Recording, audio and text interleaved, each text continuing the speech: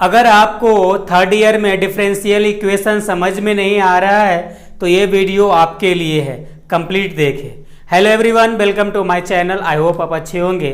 आज की इस लेक्चर में हम लोग बीएससी थर्ड ईयर में डिफरेंशियल इक्वेशन में पेपर 7 ग्रुप सी में हम लोग बात करने वाले हैं linear differential equation of the second order with variable coefficient के ऊपर बात करने वाले हैं।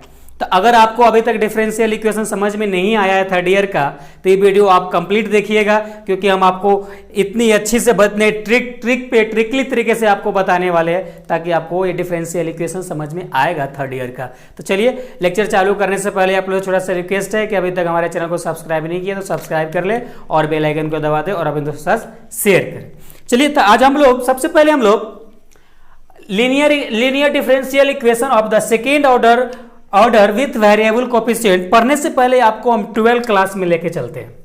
किस में लेके चलते हैं? आपको 12 क्लास में लेके चलते हैं। 12th, 1 सेकेंड,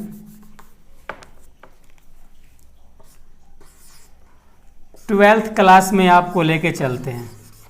अब 12 क्लास का मैथ पढ़े होंगे, उसमें डिफरेंशियल इक्वेशन आप पढ़े हैं, तो 12 क्लास का थोड़ा सा आपको हम डिफरेंशियल इक्वेशन बताएंगे ताकि आपको समझने में किसी प्रकार का कोई परेशानी नहीं हो। देखिए, आप 12 क्लास में पढ़े होंगे लीनियर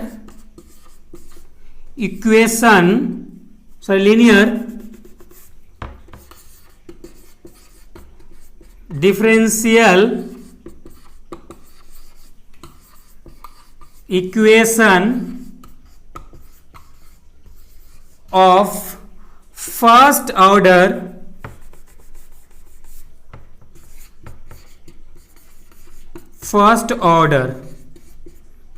ये आप पढ़े होंगे। इसमें क्या पढ़े थे हम लोग?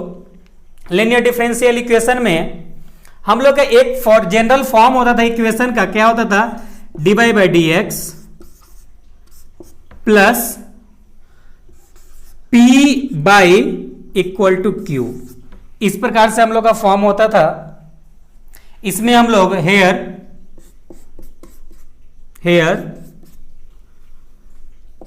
P and Q are function of x। P और Q x का कोई एक फंक्शन है, तो इसमें हम लोग इसको इस प्रकार के अगर हम लोग का इक्वेशन रहता था तो इसको हम लोग कैसे सॉल्व करते थे थोड़ा याद कीजिएगा आप। और this equation is linear equation is called linear differential equation of the first order. Okay, तो इसको हम लोग को सॉल्व करने के लिए हम लोग को इंटीग्रेटेड फैक्टर हम लोग को यानी IF निकालना पड़ता था, जो कि इसका था e to the power integration P dx। ये एक फॉर्मूला होता था हम लोग को निकालने के लिए।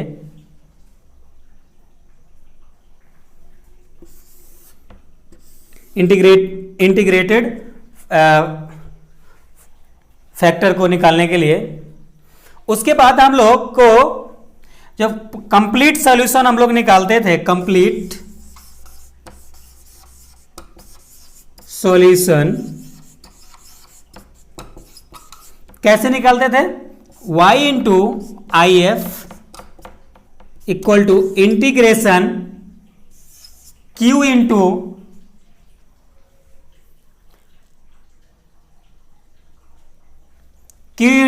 IF dx प्लस C, इतना हम लोग निकालते थे।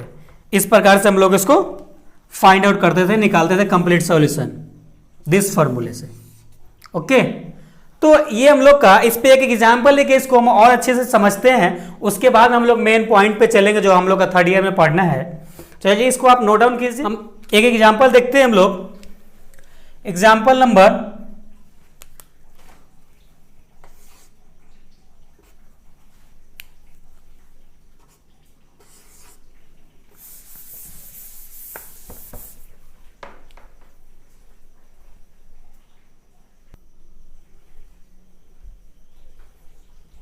हम लोग एक एग्जांपल से समझते हैं। अगर सपोज कीजिए dy by D x plus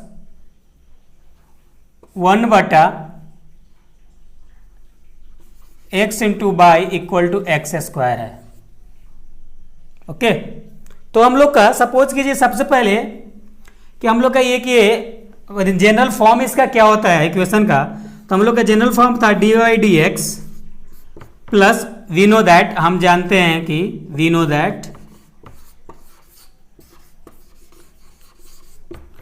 D by D X P by equal to हम लोग का क्यू था, यही था sir, right, equation first.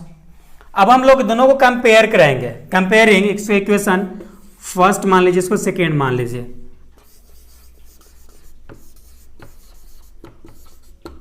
Comparing equation first and second, जब कंपेयर कीजिएगा तो दोनों से क्या निकल के आएगा, P equal to 1/x comma Q equal to X square. Okay, तो हम लोग को सबसे पहले क्या निकालना था, IF निकालना था। क्या निकालना था, IF। तो IF इक्वल टू क्या फॉर्मूला वाला था, e to the power integration P dx। Okay, यहाँ पे ध्यान दीजिएगा, P का मान अगर माइनस रहेगा तो माइनस होगा, प्लस रहेगा तो प्लस होगा। तो चलिए P का मान हम लोग का क्या है, यहाँ पे P का मान 1/x है, तो यहाँ पे पुट कर देते हैं e to the power integration 1/x by dx। अब 1/x का इंटीग्रेशन log x होता है, तो इसका हम लोग का हो जाएगा e to the power log x। कभी भी अगर log के e के पावर log x हो तो उसका वैल्यू सीधा x हो जाता है, यानी इसके साथ जो भी कोफिशिएंट वेरिएबल रहेगा वो उसका डायरेक्ट वो वैल्यू हो जाता है। अब हम लोग को क्या निकालना है, अब तो IF निकाल लिए, अब हम लोग को निकालना है कंप्लीट सॉल्यूशन।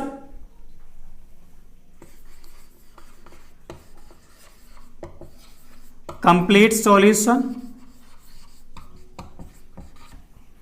कंप्लीट सॉल्यूशन में हम लोग क्या पढ़े, y into IF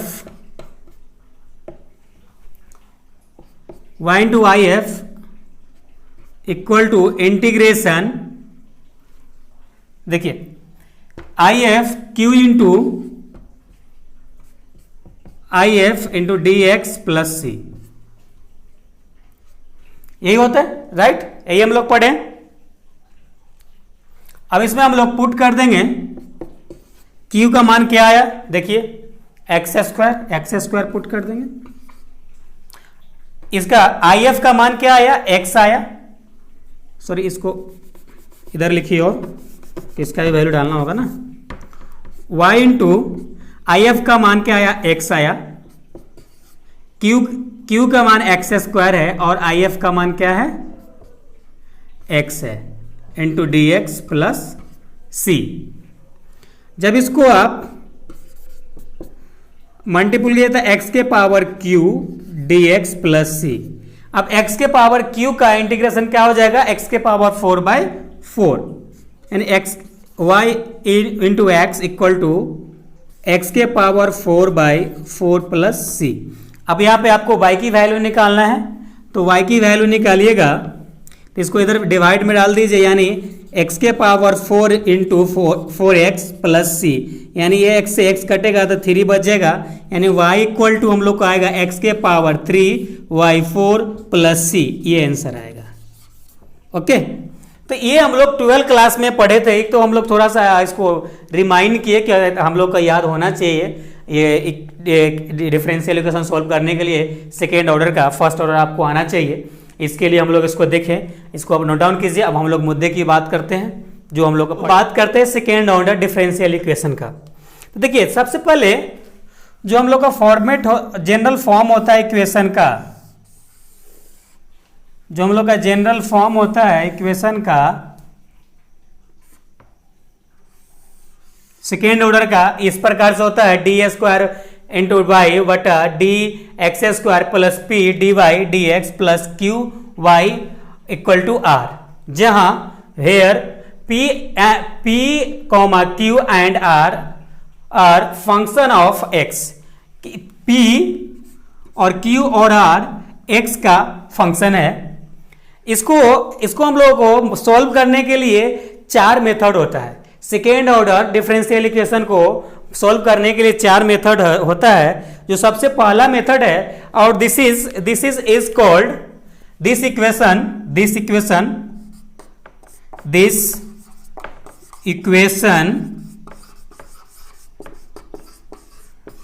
is called second order differential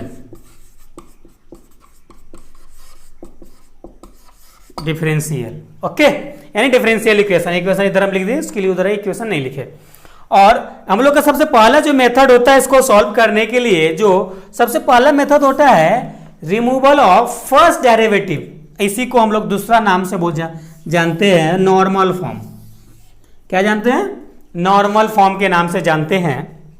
देखिए, ये हम लोग का first removal of first derivative में क्या होता है, इसमें हम लोग को सेकेंड डेरिवेटिव होता है। सपोज कीजिए यहां पे आपका एक ये है आपका सेकेंड ऑर्डर का, ये आपका फर्स्ट ऑर्डर का डिफरेंशिएशन। तो इसमें से हम लोग एक आपको जो फर्स्ट ऑर्डर का होता है इसको रिमूव कर देते हैं।